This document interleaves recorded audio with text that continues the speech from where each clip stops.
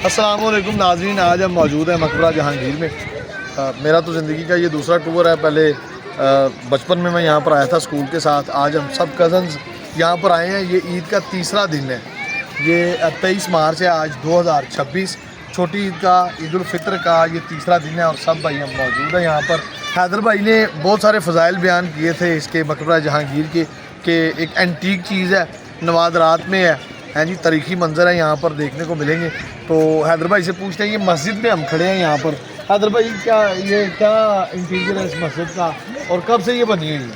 बिस्मिल्लाहिर्रहमानिर्रहीम। जैसे कि शरीफ भाई ने कहा कि मैंने फ़ज़ाइल बयान किए हैं, असल में तारीख़ के साथ हम सब एक ख़ास शगफ़ रखते हैं और कोशिश करते हैं कि वो चीज़ को एक्सप्लोर किया जाए कि जो पिछले कई सदियों के साथ चीज़ें जुड़ी हुई हैं।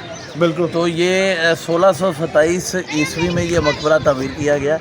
असल में ये जो सारा तमीर किया गया है, ये मुग़ल बादशाह नूरुद्दीन जहांगीर जो चौथे मुग़ल बादशाह थे, ये वो कश्मीर के अंदर उनकी डेथ हुई थी।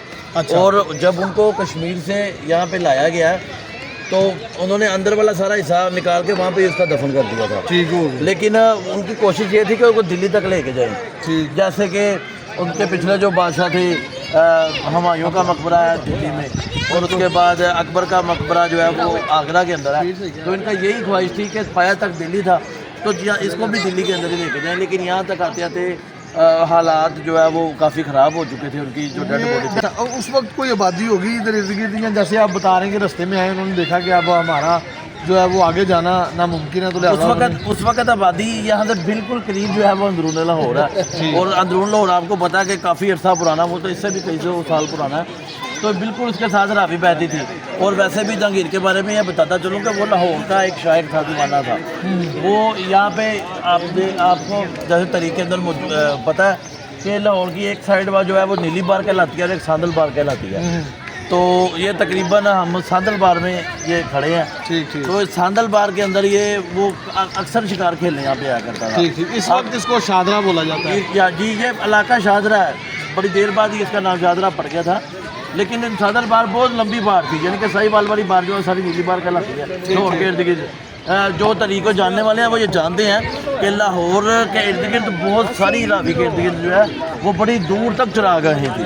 ठीक। इर्द गिर्द सिर्फ चरागाहें थी। और आपको ये इस चीज़ की दलील वो भी नज़र आती है जिसमें हम लास्ट ईयर गए थे हिरन मनार में। जी, वो भी ये जहांगीर ने ही वहाँ पे शिकार खेला करता था और उसको उधर से ही वो हिरन मिली थी। ठीक। इसी बार से वो हिरन मिली थी और वहाँ पे उसने फिर उसको दफन कर दिया और उसकी याद में उसने वहाँ पे वो बनाया।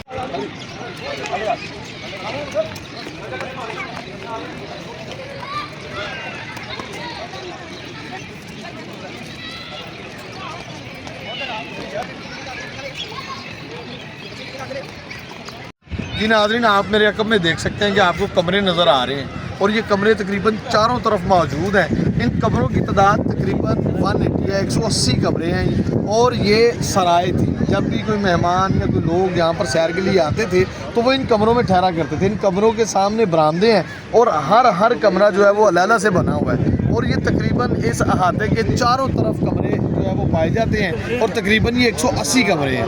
ये नाज़रीन, मेरे पीछे आप देख सकते हैं कि जहांगीर की कब्र है। ये वो बादशाह है कि जिसको मिलने के लिए पता नहीं कितने पहरेदारों को अबूर करना पड़ता था और फिर इस तक पहुंचना पड़ता था। आज ये यहाँ पर पड़े हुए हैं, लोग ऊपर भी बैठ रहे हैं, तस्वीरें बना रहे हैं।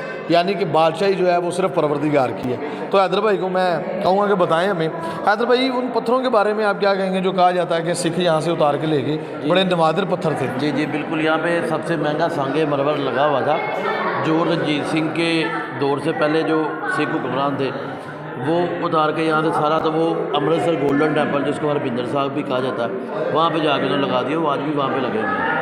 तो उस वक्त सिखों की हुकूमत थी जब वो वहाँ से उखाड़ा गया? जी, आज से 200 साल पहले यहाँ पे महाराजा रणजीत सिंह ने उन्होंने पूरी पंजाब के ऊपर हुकूमत किया तकरीबन। और लाहौर उनका दारुल खिलाफा था।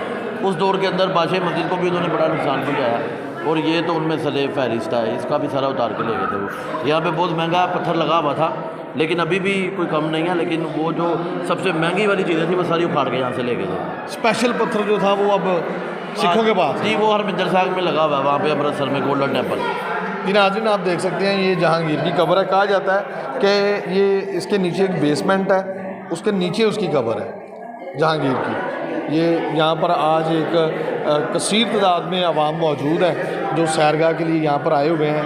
ईद का तीसरा दिन है, मैं पहले भी ब्लॉग में बता चुका हूँ। ईद उल फितर 2026 की ईद हम यहाँ पर एंजॉय कर रहे हैं और ये देखने के काबिल चीज़ है। अगर आप कभी लाहौर के करीब आएँ तो शादरा ज़रूर तशरीफ़। नाज़रीन बाइट से आपको दिखाते हैं, इसके मीनार भी बड़े दिलकश है। 5 मंजिला मीनार है। कहा जाता है कि अगर आप बादशाही मस्जिद से या शाही किले से आप देखेंगे तो वो मीनार आपको 3 नज़र आएंगे। आइए चलते हैं मेरे साथ बाहर की जाने। जी नाज़रीन, आपने बाहर से देखा ये चारों मीनार नज़र आ रहे हैं। लोगों का एक जमे गफ़ीर यहाँ पर मौजूद था।